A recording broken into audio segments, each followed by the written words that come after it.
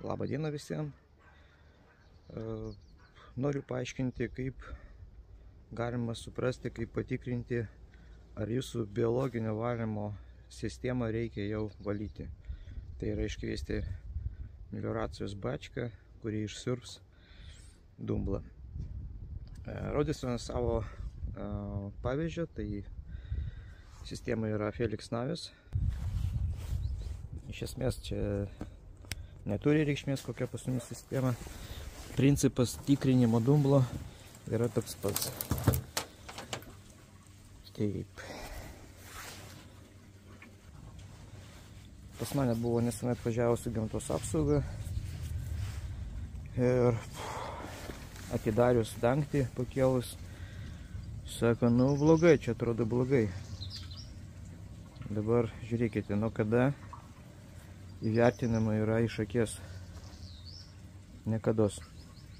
Tai aš jums paaiškinsiu principus, kuriomis apytiksliai galima suprasti, ar jau pasiruošusi jūsų bačka būti išsiurbta, ar dar galima ją naudotis. Principai tai bus jums aiškus. Visų pirma, reikia pasisemti iš pagrindinės talpos. Čia ateina iš dušo. Iš pagrindinės talpos reikia pasistengtis labiau vidurio ištraukti skysčio. Ir pilame tą skystį į tokį matavimo stiklinę. Geriausiai, kad būtų litras, na aš neturiu dabar, ankstyvas rytas, vakar nesugebėjau įsigyti. Litras dėl to, kad būtų lengviau paskaičiuoti. Bet dabar supilsim ir aš paaiškinsiu, kokiu principu yra matuojama. Iš karto pasakysiu, kad pasistengti yra labai sudėtinga. Reikia turėti specialų nano prietaisą. Tai jeigu jūs neturite, galite pagaminti toks kibirėlis ir ilgas tvirtas prūtas, dratas, viela tokia. Ir nuleidžiame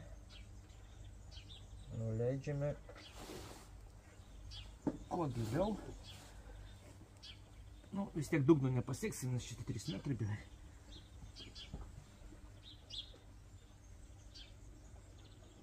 Pamaišom šiek tiek.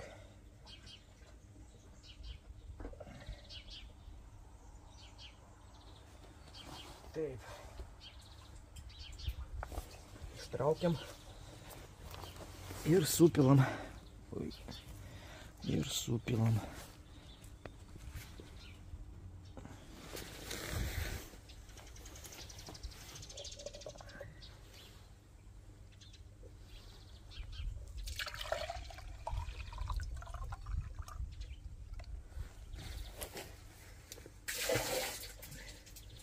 Lyšno mums nereikia.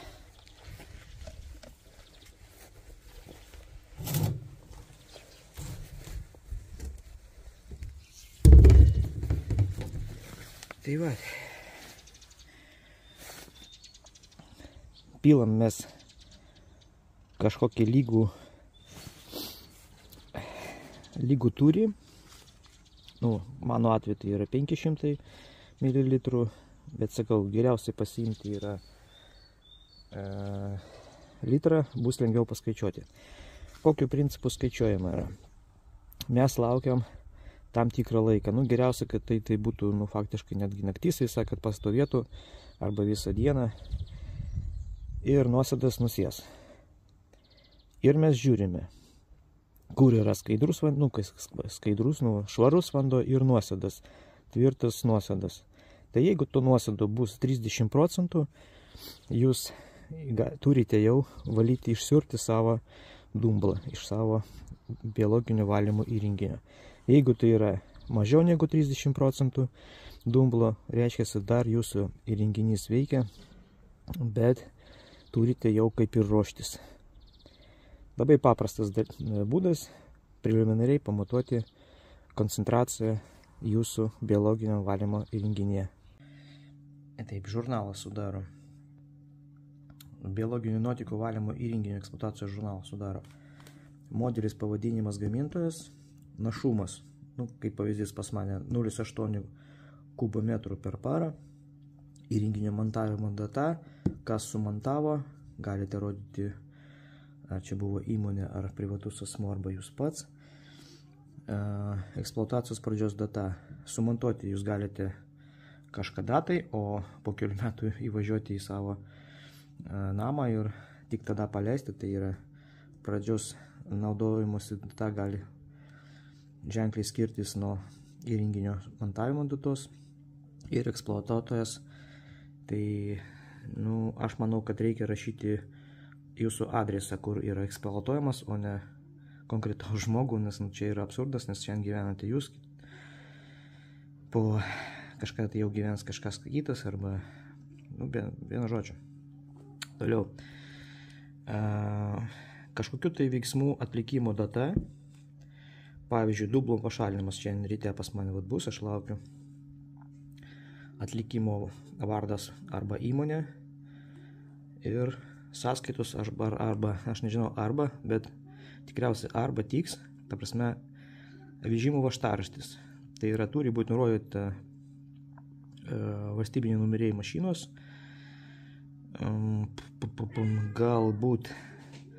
galbūt kažkoks tai aprašymas, nes, suprantate, numeris mašinos valstybės irgi gali pasikeisti, galima nukelti paskui kitam transporto priemoniai ir ten jau galbūt netgi ne bačka, o lengvasis automobilis galbūt netgi, arba fūrai. Geriausia tai būtų, kad jeigu išrašyta yra sąskaitos faktūros numeris. Toliau lygiai taip pat į čia galima rašyti. Pavyzdžiui, aš rašysiu, šiandien pasisėmiau, tai yra, pavadinsim taip, kontrolinis koncentracijos, dumblo koncentracijos matavimas. Taip galima užvardinti. Data, kontrolinis matavimas, atlikėjas savininkas, pastabos dokumentai. Čia rašysime procentaliai, apskaičiuojam, procentaliai parašom, kiek pas mumis dumblo yra mūsų taurė. Bent jau kartą per metus aš siūlyčiau pasižiūrėti ir įrašyti būtinai į čia taip pat oraputę jūsų. Reiškia, mes pasižiūrim visų pirma, pasižiūrim į patį įrenginį, ar jisai zyzia, reiškia, kažkas tai veikia, bet gali būti membrana suplėšta ir oro gali nepumpuoti. Tai reiškia, mes atidarom pagrindinį savo įrenginio dangtį ir žiūrim, ar burbuliuoja. Jeigu burbuliuoja, reiškia, oraputė veikia. Tai datos patikrinimas ir pastabose parašom, kad veikia atitinkamai. Į šitą žurnalą galima taip pat įrašyti bet kokius tai dalykus susijusius su įrenginiu. Tai yra, pavyzdžiui, kažkokio priežasčių buvo atvykus pas jumis gamtos apsauga. Galbūt nebūtinai dėl įrenginio, gal šiaip dėl kažko tai, bet jeigu jie atidarė ir žiūrėjusi į jūsų įrenginį, tai datą galim taip pat įrašyti, kad vizualiai buvo tikrinamas, galima to pareigūno kažkokius tai duomenys, aš nežinau, ar jie ženkliuką turi numerį, arba, ką pareigūnas leis. Pavyzdžiui, čiagi nėra tokia bėda ir problema, tai vis tiek pas juos yra budintis, kuris įrašo savo žurnale, kas į kur vyko. Tai data bus ir bus, kad pažymėta, kad jie buvo atvažiavę, tai įsiaiškinti, kas atvažiavo, jeigu bus poreikis, tai nesudėtinga. Bet galima pažymėti, pavyzdžiui, vardą ar ką pareigūnas leis atskleisti apie save kokią informaciją, tai galite parašyti. Čia nėra principial. Keletą eilučių čia tuščių prispausdinta. Čia virš 100, aš manau, kad virš 100 čia užteks keliam metam. Įimu, tai paskui maunam ir duodam pasirašyti. Jeigu, pavyzdžiui, šiandien, kai atvažiuos man išsiurbti, tai aš prašysiu, jeigu jisai turi su savim, kad, nes važiuos UAB, tai paprašysiu, kad man uždėtų antspaudą, jeigu jisai turi. Na ir toks prierašas, kad visi darbai turi būti atliekami pagal gamintojo nurodymus. Įrodymus, tai reikia skaityti instrukciją savo įrenginio. Gerai būtų konsultuotis su gamintoju arba pardavėju. Jeigu yra tokia galimybė samdyti iš jų atsakingą žmogų, kuris galės jums prižiūrėti šitą visą dalyką, čia būtų idealiausias variantas, bet po kol kas pagal Lietuvos įstatymą tai yra neprivaloma, jūs galite žurnalą vestis pats. Tai būtina reguliariai šalinti dumblą, tas reguliarumas tai vėlgi, kaip ir sakiau, aukščiau, negalima taip ypatingai reguliariai, nes, kaip ir sakiau, mikroorganizmai atsistato tik tai maždaug po 3 mėnesių po išsiurbimo, kai jūs supilate naują skystį, kaip skystį, ta prasme, atliekas supilamus bus vėl, bačka bus nepalista, jinai veikia blogai. Galima bandyti, aišku, kaip ir rodoma, reikia pildyti bakterijas. Dėl tų pildymo bakterijų, tai klausimas, aš nežinau, apie kokios bakterijas eina kalba, nebuvau susidūręs, man bent jau gamintojas man sakė, kad bakterijos čia ir jūsų atliekose yra tos bakterijos, tik tai jų koncentracija yra maža, bet reikia laiko šiek tiek. Tai geriausia, kad būtų ir šiltas paros metas ir aeracija, tai yra burbuliatorius, kad jūsų burbuliuotų visą laiką, ne kados jisai negali sustoti, nes burbuliatorių išjungiat arba dingo šviesa, galima taip įsivaizduoti, kad po 2 parų, po 3-2 parų išmirs visi organizmai. Po kiek laiko jie atsistatys, kai jūs įjungsite, klausimas. Tai ką aš noriu to pasakyti, kai išsijungė burbuliatorius, mirė jūsų mikroorganizmai,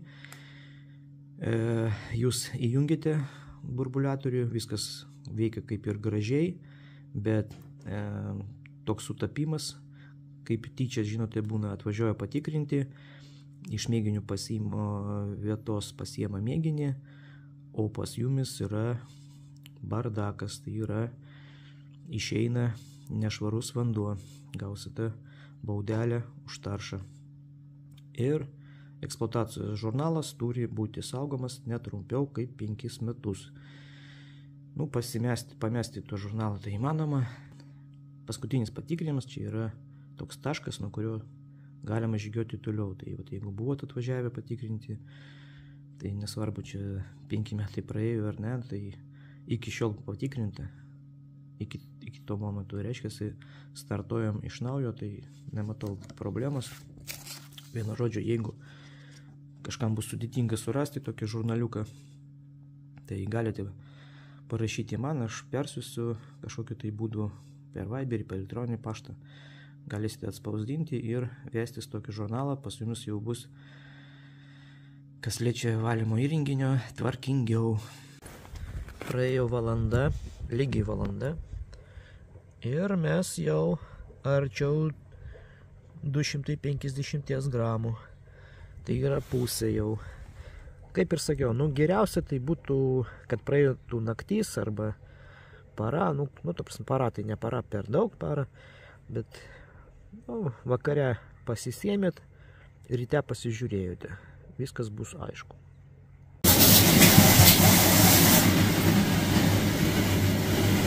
Sąžininga tokia įmonė, viską išplovė kiorcheriu, jau gražiau atrodo. Ir turime švaraus vandens pripilti iki korių, bent jau.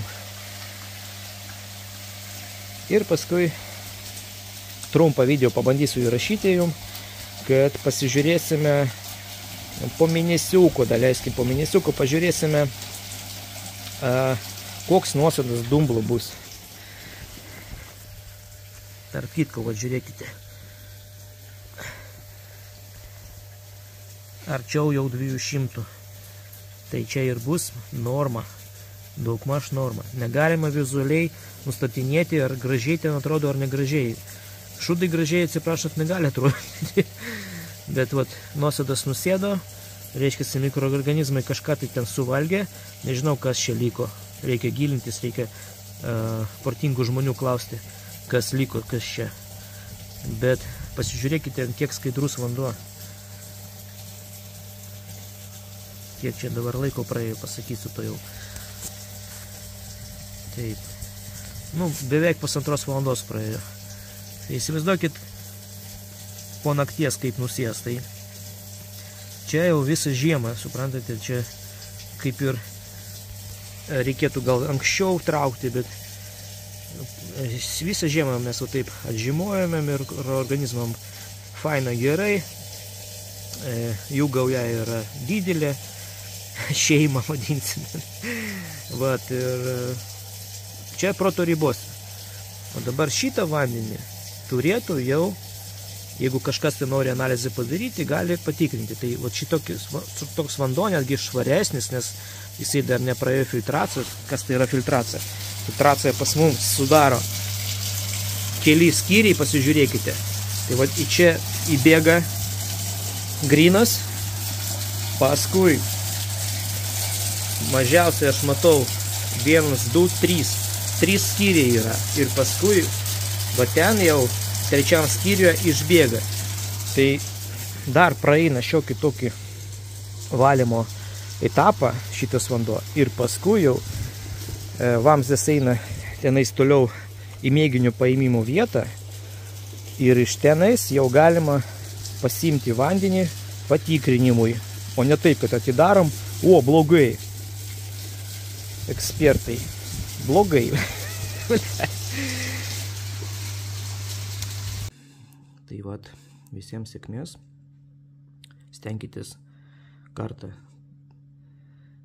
nors per metus, arba per 10-metį paskaityti pasikeitimus, įstatymus, nuostatus, kadangi viskas keičiasi. Apačioje parašysiu reikalavimus šiai dienai, bet jie galioja jau daugiau negu 10 metų.